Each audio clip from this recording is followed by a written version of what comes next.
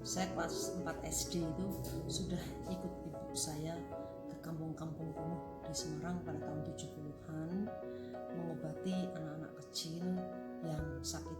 Kemudian seterusnya saya ingat bahwa waktu kuliah tingkat 1 saya berkenalan dengan seorang ibu-ibu yang punya lembaga namanya Helping Hands, dan itu membantu istri-istri petani untuk ditingkatkan pendapatannya dengan cara memberi tambahan keahlian, keterampilan, dan kemudian langsung dikonekkan dengan tempat-tempat yang bisa menampung keahlian mereka. Itu lumayan buat si ibu-ibu petani. Kalau sedang tidak membantu suaminya di sawah, di rumah dia bisa mengerjakan itu.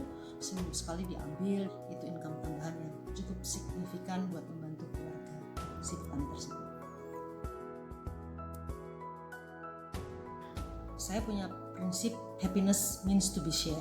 Jadi kalau kita bahagia itu adalah pada saat melihat orang lain juga bahagia.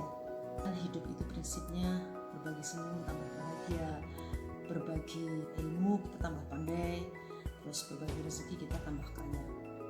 Dan the ultimate happiness itu kalau kita bisa membuat orang lain juga bahagia. Dan salah satu cara untuk berterima kasih kepada Tuhan adalah dengan cara itu memperhatikan kaum marginal, kaum duafa.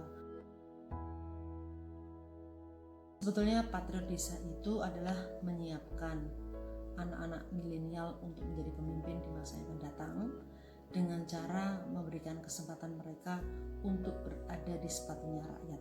Rata-rata mereka dididik sebagai sarjana profesional, tapi kita ingin mendidik mereka menjadi sarjana rakyat. Membuat otak mereka yang cerdas itu dibarengi dengan empati dia yang besar. Inner development itu harus dilakukan oleh mereka sendiri dan mereka nggak tahu caranya.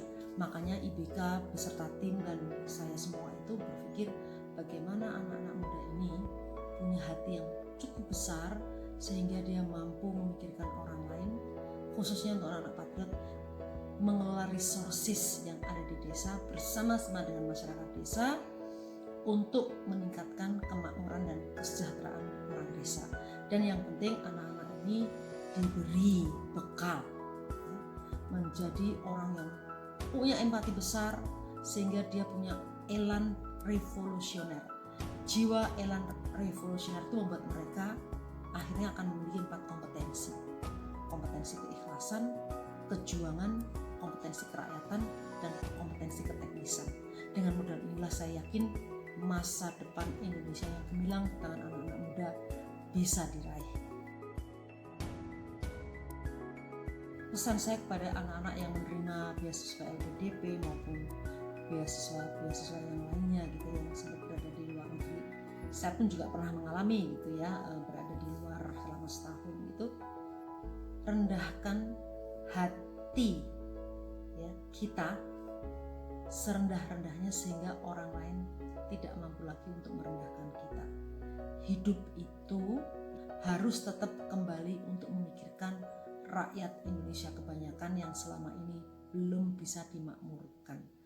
Kalian keluar negeri itu sebetulnya at the cost of rakyat kita.